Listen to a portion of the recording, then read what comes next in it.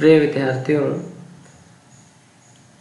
हम मैथिली शरण गुप्त द्वारा रचित द्वापर काव्य से संकलित विधर्ता शीर्षक अध्याय की व्याख्या पर बात कर रहे थे। द्वापर काव्य में मैथिली शरण गुप्त जी ने मध्यकालीन सामंती व्यवस्था में अपमान, दासता और पुरुष की पराधीनता को सहन करने वाली स्त्री के स्थान पर स्वत्वाधिकार, स्वयं का अधिकार, स्वयं पर स्वयं का अधिकार, अस्मिता, स्वतंत्रता एवं विद्रोहधारिणी पुरुष की बलात् अधिकार भावना के प्रति विद्रोह करने वाली आधुनिक नारी के स्वर को मुखरित करके नारी के स्वाभिमानी रूप को प्रस्तुत किया है। व्याख्या के क्रम में अगला छंद है कि श्याम सलोने पर यदि सचमुच मेरा मन ललचाया तो फिर क्या होता है इससे कहीं रहे ये काया। दूर मधुप को भी पराग निज पहुंचा दिया कुसुम ने। हे वेदज्ञ खेद इतना विभेद न जाना तुमने। ये विधर्ता का कथन है।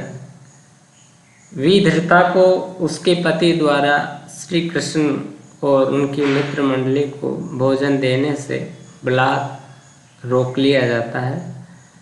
विधर्ता आहत होती है और विधर्ता जो है पुरुष की इस बलात् अधिकार भावना का विरोध करती है। विधर्ता पुरुष की इस बलात् अधिकार भावना को मिथ्यावी तर्क के माध्यम से सिद्ध करती है।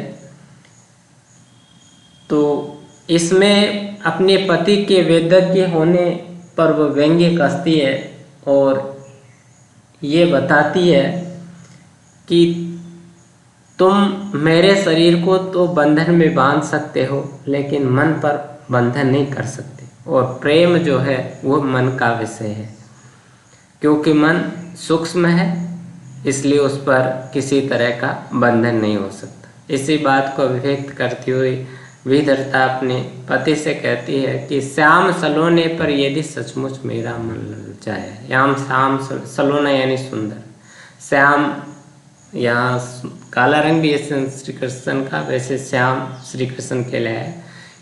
विधर्ता अपने पति से कहती है कि यदि मेरा मन सुंदर शरीरधारी सुंदर श्री कृष्ण की ओर, सुंदर श्याम सुंदर की ओर यदि वास्तव में ही लालायित है, वास्तव में ही आकृष्ट है, यदि मेरा मन श्री कृष्ण की मधुर रूप छवि पर मुग्ध है, उसके प्रति आसक्त है, मेरे मन में श्री कृष्ण की उस रूप छवि के प्रति वास्तव में ही आकर्षण है, तो फिर इस बात से कोई फर्क नहीं पड़ता है, इस बात से कुछ भी प्रभाव नहीं पड़ता है कि मेरा ये जो शरीर है, काया यानी शरीर, कहीं पर भी रहे। यदि स्त्री का मन, यदि मन किसी से आकृष्ट है तो उसके पास और दूर रहने से, शरीर से उसके पास या दूर रहने से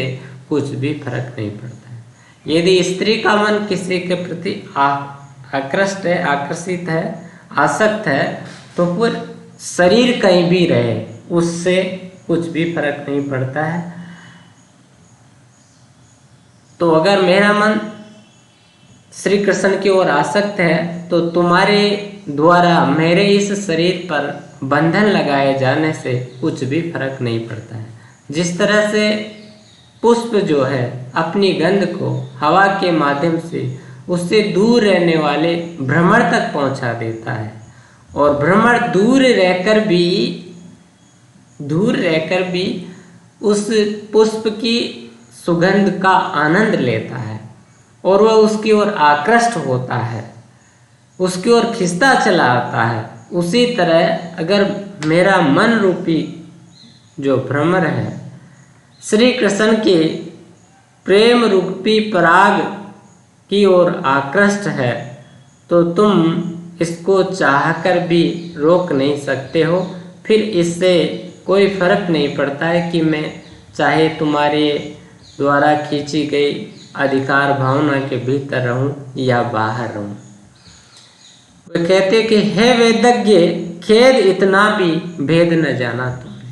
अपने पति के वेदज्ञ होने पर वो व्यंग्य करती है कि तुम वेदज्ञ हो, वेदों का ज्ञान रखने वाले, वेद पाठी ब्राह्मण हो, परंतु बड़े दुख की बात है कि तुम इस बात को भी नहीं जानते कि बंधन जो है वह शरीर का है, मन पर बंधन नहीं किया जा सकता, और प्रेम जो है वह मन का विषय है। शरीर स्थूल है, उसे सीमाओं में बांधा जा सकता है, पर मन सूक्ष्म है और उसे बंधन में नहीं बांधा जा सकता। और प्रेम, अनुराग या आकर्षण जो है वो मन से होता है। लेकिन तुम वेदज्ञ होने का दम भरकर भी इस सामान्य सी बात को भी नहीं जान पाए। तो एक तो मूल रूप से इसमें ये कहा है कि प्रेम जो है वो मन का विषय है और उस पर बंधन नहीं किया, बलात् बंधन नहीं किया जा सकता किसी दूसरे के द्वारा। विशेष रूप से आधुनिक जो नारी है वह पुरुष की बलात् अधिकार भावना को चुनौती देती है, और ये पुरुष को ये बताना चाहती है, जताना चाहती है कि तुम स्त्री के शरीर को सीमाओं में बांध सकते हो, स्त्री के शरीर पर अधिकार भावना रख सकते हो, पर उसके मन पर अधिकार भावना नहीं रख सकते। और जब तक स्त्री के हृदय में प्रेम नहीं है तब तक शरीर पर अधिकार भावना रखने का कोई औचित्य नहीं है। साथ ही अपने वेदज्ञ में व्यंजना शक्ति, इसके माध्यम से ये कहना चाहती है कि वो बताना चाहती है, विदर्था का ये कथन जो है धर्म के नाम पर पाखंडपूर्ण आचरण करने वाले लोगों पर कथन, जो धर्म शास्त्रों की बातों को सैद्धांतिक रूप से जानते हैं और सहृदयता, सरसता से बिल्कुल अपरिचित है, ऐसे ढोंगे व्यक्तियों पर ये व्यंग्य है। हरिगीत का छंद है और खड़ी बोली का सहज सरल प्रयोग है। छेल छोकड़ा कहो उसे तुम, प्रेम वाद्य वह बजता, जो जैसे बजता है उसको वह भी वैसे बजता, अथवा तुम्हें दोष क्या, युग ही ये द्वापर संशय का, पर यदि अपना ध्यान हमें है तो कारण क्या है भय का।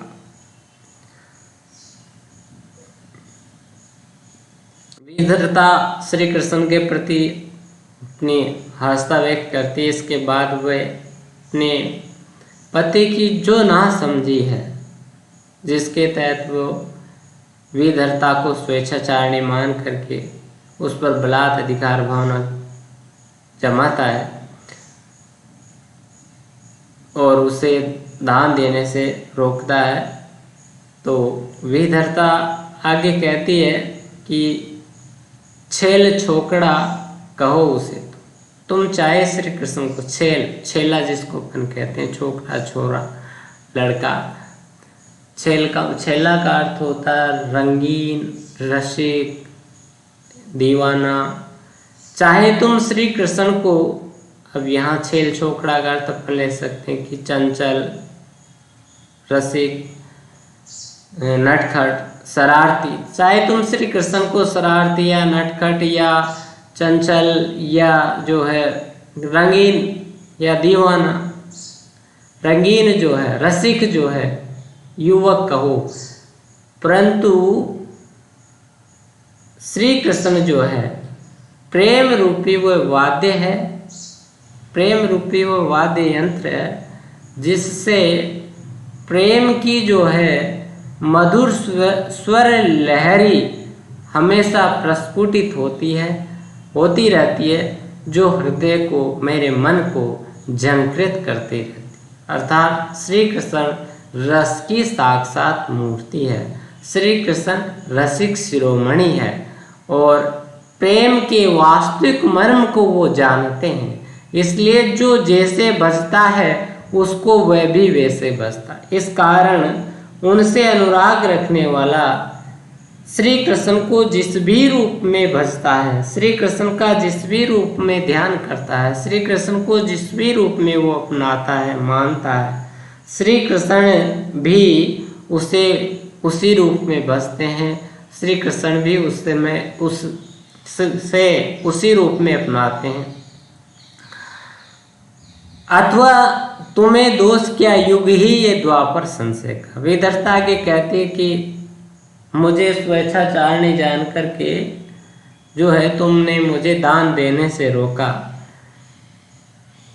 श्री कृष्ण को दान देने में या श्री कृष्ण के पास जाने में मेरा जो है आचरण दूषित हो जाता, तुमने ऐसी शंका जाहिर की, परंतु इसमें तुम्हारा कोई दोष नहीं है।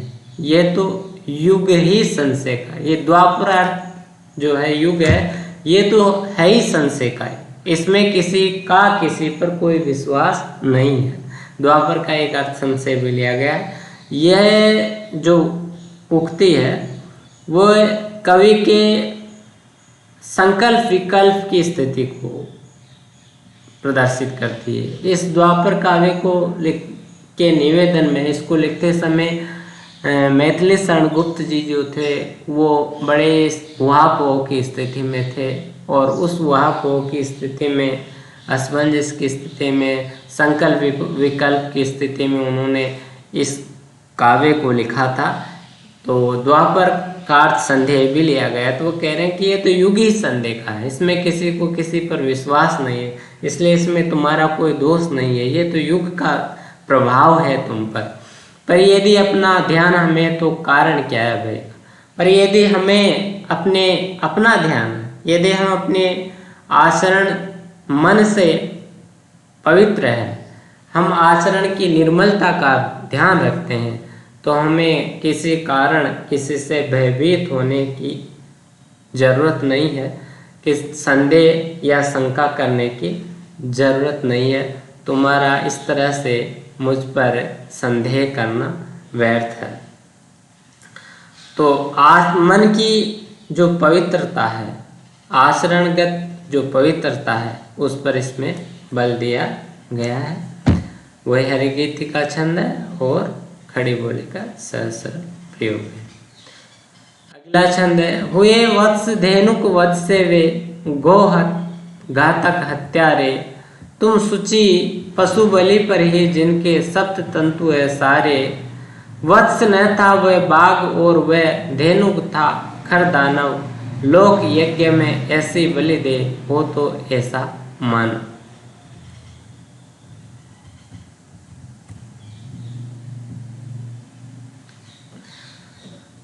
इसमें जो है विधर्ता उसके पति द्वारा यज्ञ कर्म में की जाने वाली पशु बलि को अनुचित ठहराती है, और श्री कृष्ण के द्वारा जो वध किए गए हैं पशुओं के, उनकी उचितता दुष्टों के कारण जो है वो सिद्ध करती है। हुए वत्स धेनुक वध से वे गोघातक हत्या, कि श्री कृष्ण ने वत्स, आपने पढ़ा होगा या सुना होगा कि कंस ने श्री कृष्ण को मारने के लिए अनेक राक्षसों को भेजा। तरणासुर था, बकासुर था, सक्टासुर था, अगासुर था, वत्सासुर था। वत्स गाय के बछड़े के लिए आया, तो एक राक्षस जो बछड़े का रूप धारण करके श्री कृष्ण को मारने के लिए गया था वृंदावन में, और श्री कृष्ण ने उस बछड़े के रूपधारी राक्षस को मारा था। धेनुक गधे कहते हैं, और गधे के वेश में एक राक्षस का वध जो है वो भी उन्होंने किया था। तो वो कहते कि हुए वत्स और धेनुक वध से वे गोघातक हत्यारे, कि श्री कृष्ण ने गाय के बछड़े और गधे का वध किया, तो इसके कारण वो गो की हत्या करने वाले, गाय की हत्या करने वाले हो गए, अर्थात पापी हो गए। परंतु ये ठीक नहीं है। श्री कृष्ण पर हत्या का आक्षेप लगाना उचित नहीं है, क्योंकि आगे इस क्योंकि का उत्तर वो देती है। उससे पहले कहती है कि तुम शुचि हो, और तुम शुचि यानी पवित्र पशु बलि पर ही है जिनके सप्त तंतु है, सारे सब तंतु हैं यज्ञ कर यज्ञ कर्मकांड, यज्ञ विधान, और तुम पवित्र हो। तुम्हारे सारे यज्ञ विधान जो पशु बलि पर ही टिके हुए हैं, पशु बलि तुम करते हो और तुम्हारा ये यज्ञ विधान पवित्र है। पशु बलि जिन पर तुम्हारे सभी यज्ञ विधान आधारित है, तो इस पशु बलि के बावजूद भी तुम पवित्र हो। वत्स शायद उसके पति के द्वारा श्री कृष्ण के ऊपर यह आक्षेप किया जाता है कि उन्होंने भी पशुओं का वध किया था, तो इसके प्रत्युत्तर में वो ये बात कहती है, हालांकि इसमें ऐसा कहीं छंद है नहीं। तो वो कहती है कि तुम शुचि, श्री कृष्ण वत्सासुर और धेनुकासुर का वध करने से वो हत्यारे हो गए, पशु हत्या का दोष जो उन्हें लग गया, गाय गो हत्या का दोष उन्हें लग गया, और तुम्हारे सारे यज्ञ विधान जो पशु बलि पर आधारित है उसके बावजूद भी तुम पवित्र हो। वत्स न था वह बाघ और वह धेनुक था खरदानो। आगे विदर्ता कहते कि वह जो बछड़ा था वह गाय का बछड़ा नहीं था, वो बाघ था, और बाघ से आज से यहाँ पशु से दुष्ट राक्षस था, और वह धेनुक और वह जो गधा था वो खरदाना, वह भी दुष्ट राक्षस था, और उन दुष्ट राक्षसों का ही श्री कृष्ण ने वध किया था। लोक यज्ञ में ऐसी बलिदे हो तो ऐसा मन, और श्री कृष्ण ने वत्सासुर और धेनुकासुर का जो वध किया था वह लोक कल्याण के लिए किया था, लोक हित में किया था, और लोक हित में ऐसी बलि देने वाला, लोक हित के लिए किसी दुष्ट का वध करने वाला जो है वही सच्चा मन, लोक कल्याण के लिए अपने को उत्सर्ग करने वाला ही जो है सच्चा मन। तो लोक हित के लिए, लोक यज्ञ के लिए, लोक कल्याण के लिए दुष्ट का वध करना जो है वो पाप कर्म नहीं है, निस्वार्थ भाव से, परंतु अपने स्वार्थ के लिए, स्वर्ग की पुण्य प्राप्ति के लिए यज्ञ कर्मों में पशु बलि का करना वो पाप कर्म है, ऐसा इसमें व्यंजना हुई है।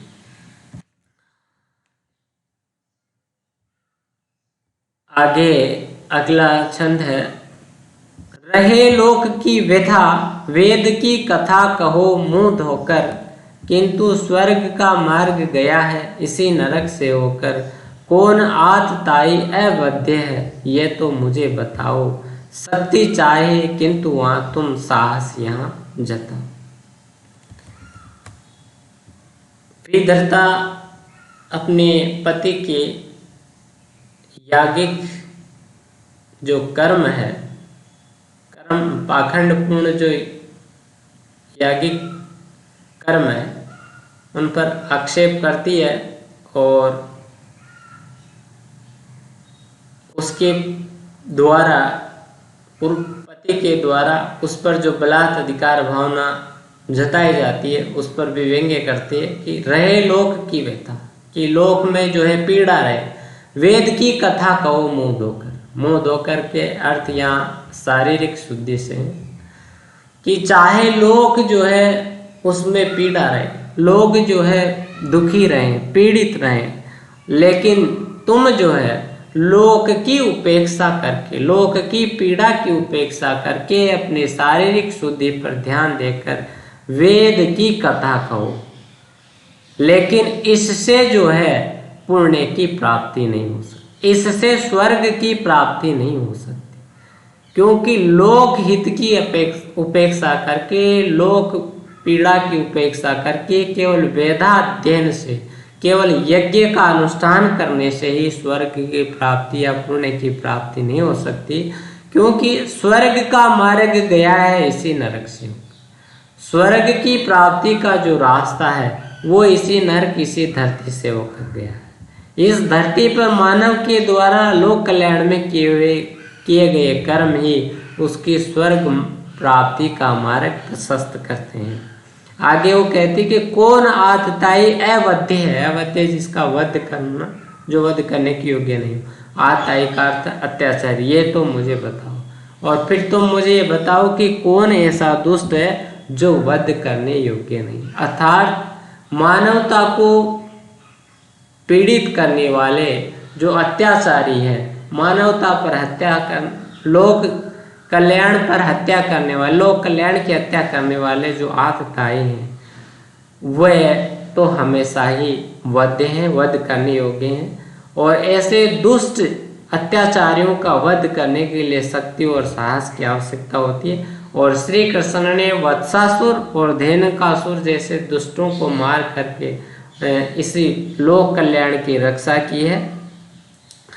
श्री कृष्ण ने उनको मारने में साहस और शक्ति दिखाई है। तुम साहस यहाँ जताओ और यहाँ व्यंग्य कथन भी दर्शाओ। तुम जो है अपना साहस, अपनी शक्ति दिखा रहे हो, स्त्री पर अधिकार बनाना, मुझे बलात् रोक करके, दान देने से मुझे रोक करके, पुण्य कर्म करने से मुझे रोक करके तुम अपनी साहस और शक्ति दिखा रहे हो, निर्बल पर अपनी शक्ति दिखा रहे हो, लोक कल्याण की उपेक्षा कर रहे हो, भूखे बालकों को भोजन देने से रोक रहे हो, ये लोक कल्याण की उपेक्षा है, लोकहित की उपेक्षा है, परोपकार की उपेक्षा। तो परोपकार की उपेक्षा करके वेदों का अध्ययन करने या यज्ञों का अनुष्ठान करने से जो है वह स्वर्ग की प्राप्ति नहीं हो सकती है। तुम्हारा स्त्री पर, निर्बल स्त्री पर इस तरह से जो है साहस दिखाना, उस पर बलात्कार भावना रखना अनुचित है। इसमें हरिगीति का छंद और खड़ी बोली का सहज सरल प्रयोग है। तो स्त्रियों पर पुरुषों की जो बलात्कार भावना है उस पर व्यंग्य किया गया, उसे अनुचित बताया गया है। धन्यवाद।